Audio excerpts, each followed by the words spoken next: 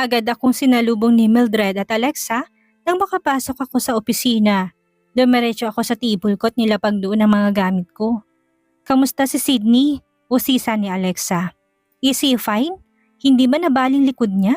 Segunda naman ni Mildred. Ramdam kong pag-aalala nila kay Sydney. He's fine. Mabilis naman siyang makarecover. Sagot ko sa kanila. Don't worry about him. He's strong at hindi na magiging dahilan para mamatay siya. Sabi ko pa. Grabe ka naman sa mamamatay na term. Tinatanong lang naman namin kung okay siya, di ba? Gulat na sabi ni Mildred. Napakunot pa ang noo. I mean, hindi naman seryosong injury niya so he's fine at nakakalakad naman siya. Hindi pa siya baldado, paglilinaw ko.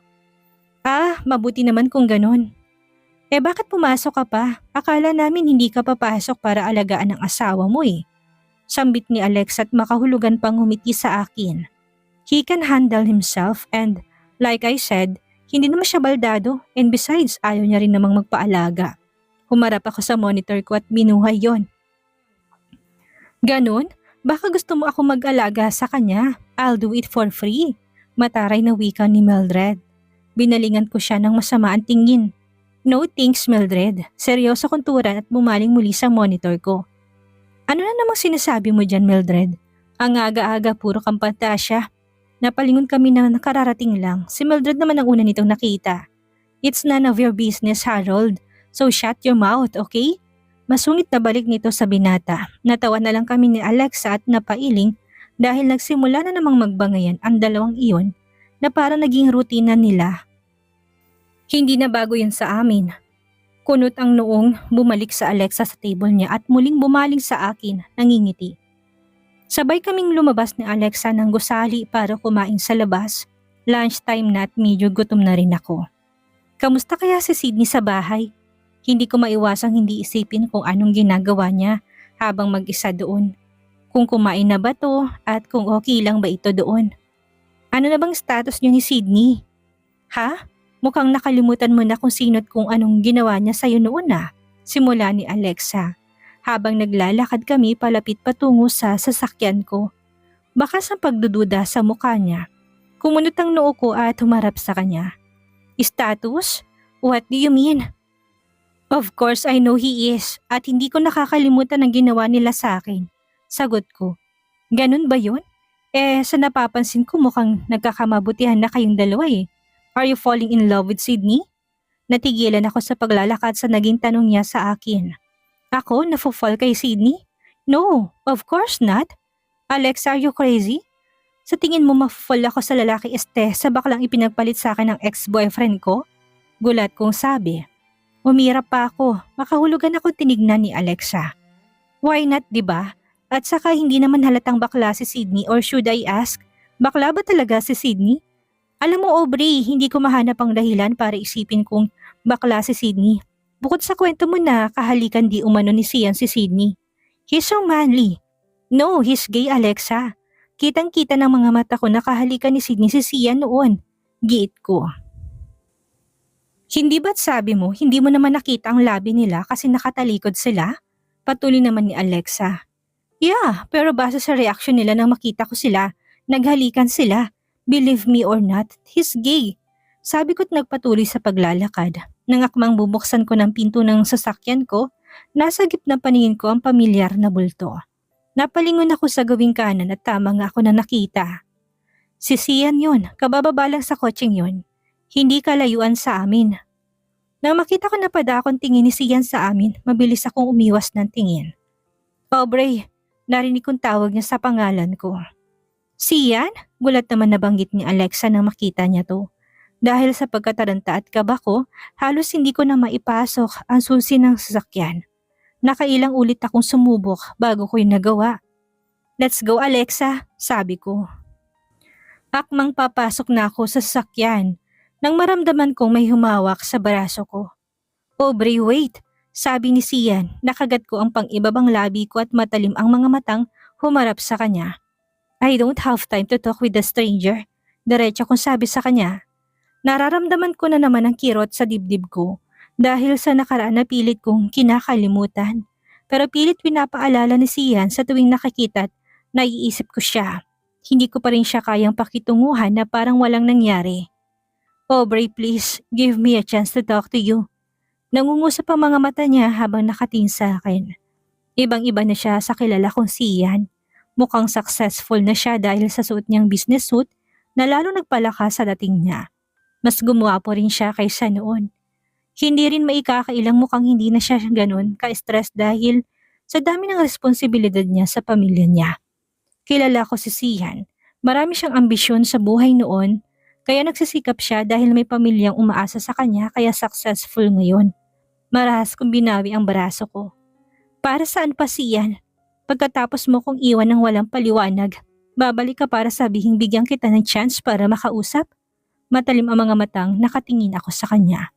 Wala akong oras na kausapin ka Sian. I don't wanna hear your explanation. Tinanggap ko na nangyari at wala ka na sa buhay ko ngayon. Madiin ko pang dagdag. Tinanggap mo na nangyari? Kung ganun, why you acting like that Aubrey na para bang hanggang ngayon nandyan ka pa rin ako sa buhay mo? Napaulit-ulit kang sinasaktan. Seryosong balik niya sa normal na taas ng boses niya. Hindi agad ako nakaimik habang bakas ang galit sa mukha ko. Sa tingin mo ganun lang kadaling kalimutan ng sakit na iniwan mo sa akin. I tried myself to forget and forgive. Pero hindi ko magawa-gawa dahil sa sakit na hanggang ngayon, nararamdaman ko pa rin. Araw-araw kong pinipili sa sarili kong kalimutan na lahat at ipagpatuloy ang buhay ko na wala ka. Pero shit si Ian, hindi ko magawa dahil iniwan mo sa akin ng maraming tanong na hanggang ngayon hindi ko makuha ang sagot. Iniwanan mo ko ng sakit na hindi mo man lang ipinaliwanag sa akin. Namalayan ko na lang na tumulo ng luha sa mga mata ko dahil sa sakit na nararamdaman ko. Bumalik lahat na nakaraan kasabay ang sakit nun. Nakagat kong pang ibabang labi para pigilang mapahikbi. At alam mo kung ano mas masakit Sian? Mapait akong tumawa habang patuloy sa pagtulong luha sa mga mata ko. Pinaglaruan ako ng tadhana dahil ang lalaking pinalit mo sa akin dumating sa buhay ko para araw-araw na ipaalala sa akin ang sakit ng ginawa niyo. Pakiramdam ko tinutorture ako Sian dahil sa paulit-ulit kong naalalang pagtataksil mo sa akin at ang sakit nun. Marahas kong pinahid ang luha sa mga pisngi ko habang mababaka sa mukha ni Sian ng concern at pagsisisi. Kaya wala kang karapatan para sabihing bigyan kita ng pagkakataon. I'm done with you, Sian. Maring kong sabi tinalikuran siya. Mabilis akong sumakay sa sasakyan ko. Sumunod naman sa akin si Alexa na nananahimik lang at nakinig. Let me drive your car, Aubrey, sabi ni Alexa. Bakas ang concern doon. Dito na muna tayo Alexa. Sabi ko sa kanya habang nakayuko at patuloy sa pagluhang mga mata ko. Ang sakit. Akala ko tapos na eh. Akala ko hindi na ako masasaktan. Oras na makita ko siya. Alexa pero hindi pala dahil nandito pa rin ang sakit. Maras ko pang dinurong dibdib ko. Pagod na ako Alexa. Pagod na ako maramdaman ng sakit na paulit-ulit bumabalik kasabay ng paulit-ulit na pagbalik ng mga taong dahilan nun. Ayaw ko na. Umiling pa ako ng ilang beses. Aubrey, tanging nasabi ni Alexa. Naramdaman ko ang kamay niya sa akin at marahan niyang pinisil. Lumapit pa siya sa akin at niyakap ako. Hindi ko alam ang sasabihin sa'yo para pagain ng loob mo. Pero I'm here, willing to listen. Naintindihan kita, ang nararamdaman mo. Marahan pa niyang hinimas ang likod ko. Ang sakit pa rin Alexa, ang sakit-sakit. Gusto kong kalimutan lahat, alisin ang sakit pero hindi ko alam kung paano. I don't want to live all my life with this pain and anger.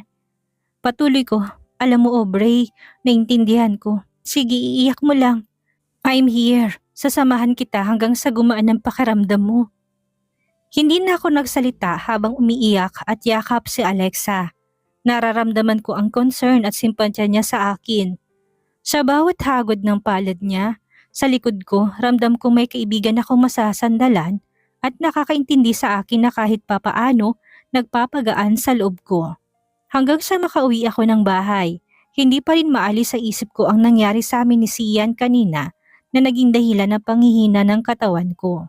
Nawalan ako ng ganang magtrabaho sa buong araw. Gusto ko na lang humiga at matulog. Napapagod ng katawan ko, maging ang puso ko sa sakit na paulit-ulit na bumabalik sa akin. Tahimik akong pumasok sa loob ng bahay. Dere-derecho lang ako paakyat sa hagdan. Gustong-gusto ko nang humiga at ipahinga ang katawan ko. Ang sarili ko. Ang gulo na ng isip ko. Hindi ko alam kung anong dapat ko maramdaman para kay Sian at sa pagbabalik niya. Pero alam ko may lugar pa rin ito sa puso ko na kahit anong pilit kong alisin, hindi ko magawa-gawa. Nandyan ka na pala, Aubrey. Have you eat dinner? Napalingon ako kay Sydney na saktong kalalabas ng silid niya. Saglit ako napatingin sa kanya, naalala ko biglang kalagayan niya nang dahil sa akin. Saglit akong pumikit. Naiinis ako kasi naalala ko na naman ang ginawa ni Sian at Sydney noon. Kailan ko pa makakalimutan ang nakaraan? Don't worry about me, Sydney. Kaya ko sarili ko. Walang emosyong sabi ko pero dama ang inis doon. Tinalikuran ko siya at pumasok sa silid ko. Kahit pilit kong tinataboy sa isip kong nakaraan, nagsusumiksik yun doon. Naiinis na naman ako at nagagalit kay Sydney dahil siya ang dahilan kung bakit ako nasasaktan. Sumandal ako sa likod ng pinto matapos ko yung isara. Pumikit ako at humugot ng malalim na hininga. Bigla ko naramdaman ng guilt dahil sa pagsusungit ko kay Sydney sa kabila ng pagligtas niya sa akin. Matapos kong ikalmang sarili ko, nagpa siya ako maligo para kahit papaano maalis ang bigat ng katawan ko at makaramdam ng ginhawa. Kailangan kong pakalmahin ang sarili ko dahil pakaramdam ko, mas pinahihirapan ko lang ang sarili ko sa kakaisip sa nakaraan. Pero sana ganun lang kadaling kalimutan ang lahat. Nasa isang kisap mata, mawawala ang lahat ng sakit. Napapikit ako ng maramdaman kong pagpatak ng malamig na tubig sa katawan ko. Naramdaman kong utay-utay nung pagdali sa akin na naghahatid ng ginhawa. Matapos kong maligo at magpatuyo ng buhok, naisipan kong lumabas ng silid at tumungo sa terrace ng bahay. Gusto kong pagmasdan ng gabi at ang maramdaman ang malamig na yakap ng hangin. Mabuti na lang at maganda ang panahon. Tanaw ko mula sa kinaroroonan ko nagkalat na bituin sa langit. Kahit papaano'y nagbibigay yun sa akin ng comfort. Gusto kong magpatawad. Gusto kong palayain ang sarili ko sa sakit at galit. Pero hindi ko magawa dahil sa sakit na hindi ko magawang alisin. O baka dahil hindi pa ako handang magpatawad. Bakit gising ka pa? Napakurap ako, niyakap kong sarili ko dahil sa malamig na hangin at humarap kay Sydney na nakatayo. Hindi kalayuan sa akin. Humakbang siya at humawak sa bakal na nagsisilbing harang ng terrace saka humarap sa kalangitan. Muli kong naramdaman ang guilt dahil sa pagsusungit ko sa kanya kanina at hindi man lang inalalang kalagayan niya na akong dahilan. Kamustang likod mo? Balik kong tanong. Saka umiwas sa kanya nang bumaling sa akin. I'm feeling good now, Aubrey. Sagot niya. I saw you earlier when you entered the house at mukha may hindi magandang nangyari. Aniya na tila inuusisa ako. Binalingan ko siya saglit at yumuko. Hindi ko alam kung dapat ko bang sabihin sa kanya ang nangyari. Hindi ko rin maintindihan kung bakit kanina lang nakaramdam ako ng inis sa kanya pero bigla yung nawala. Marahil dahil hanggang ngayon naalala ko pa rin ang pagligtas niya sa akin. Hindi ba tinanong mo ko kung anong gagawin ko kapag bumalik ang ex ko? Simula ko habang nakatingin sa malawak na kalangitan. Mapait akong ngumiti. I thought I've already moved on pero hindi pa pala. Sa sakit na naramdaman ko noon, hindi ko pa pala kayang harapin ang ex ko na hindi isusumbat ang nakaraan. Ikaw ang gusto kong tanungin, Sydney. Anong gagawin mo kapag bumalik si Sian? Nang bumaling ako sa kanya nakita kong pagkunot ng noo niya. Pero kapag ko ay sumilay ang ngiti sa mga labi niya. So, you're talking about Sian? Did you ever talk to him? Para saan pa, Sydney? Para sa akin wala na kaming dapat na pag-usapan pa. What if the person you really love na inisip mong makakasama mo habang buhay, bumalik after a years? After he cheated you. Bumaling ako sa kanya, napakunot ang noo ko. After a years? Sino bang tinutukoy niya? Who you're talking about? Hindi na mahalaga kung sino yun, Aubrey. Pero alam mo kung ano mas makakabuti sa inyong dalawa. Closure. Make everything's clear for both of you. At nang pareho kayo makabante sa kasalukuyan yung buhay. Yes, it's not easy to forget and forgive. It takes time pero kung hindi mo gagawin, sarili mo ng patuloy na nananakit sa'yo at hindi na sila. Seryosong sambit ni Sydney habang nakatingin sa akin. Sumilay pa ngiti sa mga labi niya, hindi agad ako nakaimik. Hindi ko maiwasang titigan ang gwapong mukha ni Sydney habang sinasabi ang mga salitang iyon. Napakaseryoso ng mukha niya, malayo sa unang pagkakakilala ko sa kanya. Ramdam na ramdam ko rin ang bawat salitang binitawan niya. Naramdaman ko ang pagkalma ng isip at puso ko sa magulo kong sistema dahil sa pagbabalik ni Sian. Sinasabi mo ba lahat ng yan dahil sa konsensya mo sa pagpatol mo noon kay Sian? Seryoso kong tanong. Ngumiti siya. Are you still thinking na akong dahilan kung bakit ka iniwan ni Sian? Aubrey, you need to talk to him about that matters at wala ako sa lugar para sabihin sa yung dahilan niya. It's better if he would tell it to you. Kumunot ang noo ko. Anong sinasabi niya? What do you mean, Sydney? Ano totoong dahilan? Usisa ko. Napunong isip ko ng curiosity sa dahilang sinasabi ni Sydney. Like I said, I have no right to tell it to you. Mas mabuting sa kanya mo mismo marinig ang lahat. And besides, you need to open yourself for the closure para sa kapanatagan mo. You're believing with those lies na hinayaan siya na paniwalaan mo. Harapin mong katotohanan na nakaraan mo. Forget and forgive at huwag mong hayaang saktan mo pang sarili mo because of that anger and pain. Bakit ramdam kong concern sa boses niya? Bakit pakaramdam ko hinahaplos ng bawat salitang yun ng puso ko? May bumubulong sa akin at nagsasabing yun ang dapat kong gawin. Hindi na rin ako naiinis sa mga sinasabi niya tungkol sa akin at kay Zian. Sydney, naguguluhan ako. Pag-amin ko. Hindi ko makuha ang dahilan sinasabi ni Sydney. Ni wala akong ibang maisip na dahilan. Anong kasinungalingan na hinayaan ni Sian na paniwalaan ko? Ang gulo, hindi ko makuha ang puntong yun. I don't want to think, Sydney. Ano bang katotohanan? You'll find out the reason if you talk to Sian, Aubrey. You deserve to be happy and letting those pain and anger go is one thing you can do to make you happy. Good night. Hindi na ako nakaimik at natulala na lang dahil sa mga sinabi ni Sydney. Napagtanto ko na lang na wala na siya sa harap ko. Pumikit ako ng mariin, saka muling bumaling sa malawak na kalangitan. Hindi ko alam kung bakit ang sarap pakinggan ng mga katagang binitawan ni Sydney. Maraming tanong sa isip ko, pero mas nangingibabaw doon ang kakaibang emosyong naramdaman ko dahil sa mga sinabi ni Sydney. Hanggang makarating ako sa opisina, hindi pa rin maalis sa isip ko ang sinabi sa akin ni Sydney. Nang nagdaang gabi tungkol sa katotohanan sinasabi niya tungkol kay Sian, hindi ko alam ang iisipin ko o kung dapat ko bang paniwalaan si Sydney sa sinabi niya, pero pakaramdam ko may nakatago sa nakaraan ko na kailangan kong malaman. Dapat ko bang kausapin si Sian para marinig ang lahat ng yun? The interview will be on Saturday, Aubrey. Sabi ni Sir Travis na makarating ako sa opisina niya dahil pinatawag niya ako. Tumango ako. Sir, may I know who he is? Para naman mapaghandaan kong paghaharap ko sa kanya. I've never experienced an interview with unknown personality. Hindi ako makapag-research para magkaroon ng konting idea kung sino siya tanong dapat kong itanong sa kanya. Paliwanag ko sa kanya, bahagyang kumiling si Sir Travis. Don't worry, he's kind and easy to get along with, Aubrey. For sure nakilala mo rin siya, sagot niya. Kumunot ang noo ko. Paano ko makikilalang sinasabi niya hindi ko nga alam kung sino ang kakaharapin ko. Pero I really want to have some idea what kind of person he is, sir. Gate ko. Yeah, you're right. Dapat may alam ka sa ipi-feature mong tao sa interview. Pero this time, it's his request na itagong katauhan niya. Balik naman ni Sir Travis. Pakiramdam ko naman hindi ka mahihirapan for this project. Mukhang kahit anong pilit ko, hindi niya sa akin sasabihin kung sino man ang lalaking yun. Wala naman akong magagawa dun. Sige po sir, sabi ko na lang. That's good. Just prepare yourself, Aubrey. You can go back to your work. Tumango ako at tumayo na. Nagpaalam na ako sa kanya at lumabas ng silid.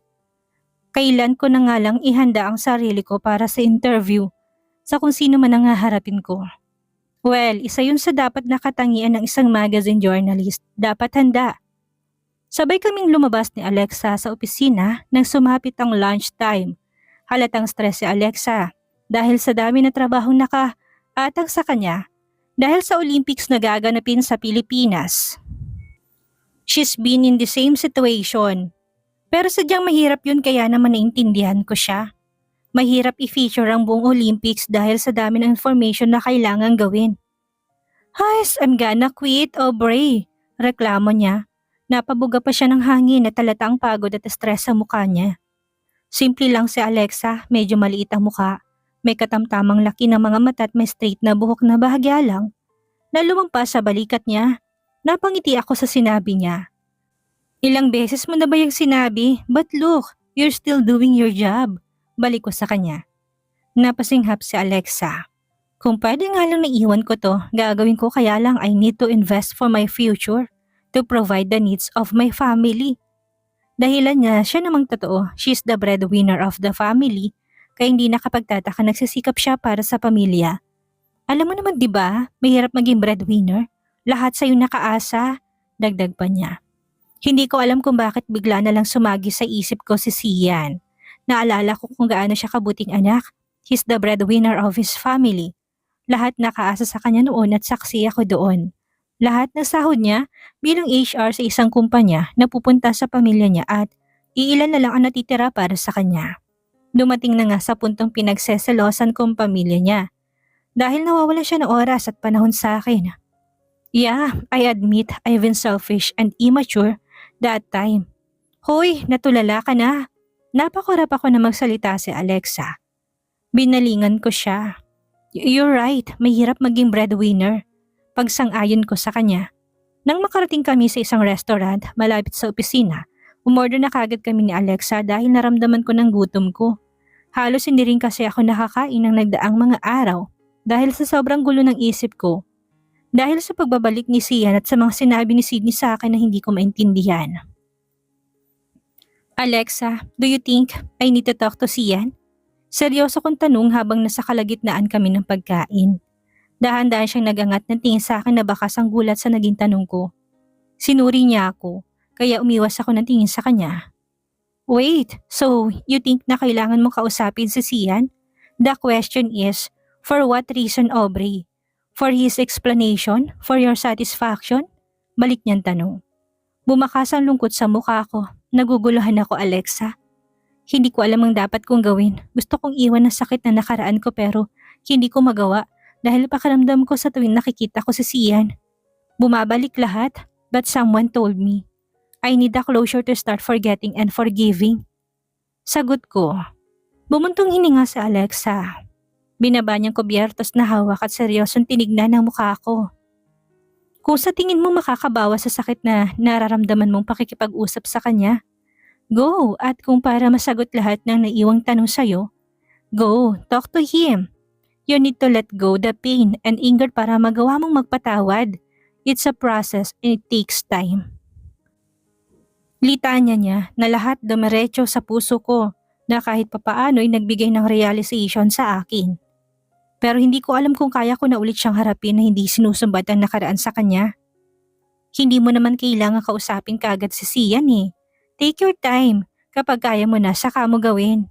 Binigyan pa niya ako ng ngiti nagbibigay ng comfort sa akin. Pero wait, hindi ba't bumalik na si Sian? Alam na ba ni Sydney? Usisa niya, tumango ako. Yes, alam na niya pero ang nakapagtataka mukhang wala lang sa kanyang pagbabalik ni Sian. Sagot ko. Ano kaya nangyari sa kanila, no? Curious ako, sa tingin mo may relasyon talaga sila o na-misinterpret mo lang nakita mo noon? Kumunot ang noo ko't hindi ka agad nakaimik. Muling bumalik sa alaala kong nakaraan at kita kong nagkahalikan sila dahil magkadikit ang mukha nila kahit pa nakatalikod sila sa akin. Hindi ko alam at wala akong balak alamin, Alexa, pero sigurado ako sa nakita ko noon at hindi ako pwede magkamali. Giit ko, gumuso si Alexa. Okay, fine, sabi mo eh, pagpayag niya. Sa kabinalingan na pagkain. Hindi ko maintindihan pero bakit tumatatak sa isip ko ang sinabi ni Alexa na baka na-misinterpret ko lang ang nakita ko noon. May relasyon nga ba si Sydney at Sian noon? Ano na magitan sa kanila? Ang daming tanong sa isip ko na alam kong hindi ko masasagot at tanging si Sydney at Sian na makakasagot noon. Sino naman kayang anonymous person na yun? Usisan ni Alexa. Habang palabas kami ng gusali, nagtataka rin siya at nagtatanong kung sinong personality na yun na kailangan kong interviewin. At ayaw magpakilala sa akin. Ano bang tingin nun sa akin? Manghuhula? Umiling ako. I don't have an idea who he is. Nakakapagtaka lang na bakit ayaw niya sabihin ang pangalan niya. Tanong ko, kumibit balikat naman si Alexa. Naiwan sa opisina si Harold at Alexa dahil naghahabol ang mga to ng deadline dahil sa tambak nilang trabaho habang kami ni Alexa. Makakatulog na ng maayos dahil sa wakas tapos na kami. ng aming mga articles at kailangan naman naming paghandaan ang susunod na trabaho. Naiwan pa nga naming nagtatalo ang dalawang yun. Naramdaman kong malamig na hangin na yumakap sa akin ang tuluyan kami makalabas ng gusali. Maybe he's ugly or he's a ghost CEO, hula ni Alexa. Kung may ghost writer, may ghost CEO rin. Natatawa pa niya sabi, kumunit ang noo ko. Ghost CEO? Saan mo naman nakuha ang idea na yan? Wala, naisip ko lang, natatawang aniya. Pagkasabi nun ay napahinto siya nang bumaling sa harapan tingin niya kaya napahinto din ako. Look who's here! Kinulbit pa niya ako. Dahan-dahan akong humarap at nagulat nang makita ko si Sydney na nakasandal sa sakyan niya habang nakahalukip-kip at magkakross sa mga binti. Napakagwapo niya habang bahagyang nakayuko. Simpleng t-shirt at trouser lang ang suot niya pero lumabas ng taglay niyang gandang lalaki. Sydney! Narinig kong tawag ni Alexa. Nagangat ng tingin si Sydney at bumaling sa amin. Napakurap ako dahil naramdaman kong napatitig na pala ako sa kanya. Nakita kong pagngiti niya at ang paglayo sa sasakyan. Humakbang si Alexa at sumunod ako sa kanya. Hindi ko maintindihan na sarili ko pero natitensa akong harapin si Sydney. May kakaiba akong nararamdaman na hindi ko maipaliwanag. Anong ginagawa mo dito? Pilit kong kinakaswal ang boses ko. Hi Sydney! Nakangiti namang bati ni Alexa. Hi Alexa! Balik ni Sydney. Saka bumaling sa akin. I'm here to pick you out. Your mom texted me at gusto niyang dumalaw tayo sa inyo ngayon. Seryosong sagot niya sa tanong ko. Ngayon? Gulat kong tanong. Tinignan kong wristwatch ko at nakitang pasado 8:00 na ng gabi. It's already 8 o'clock. It's too late for us to go there. Reklamo ko.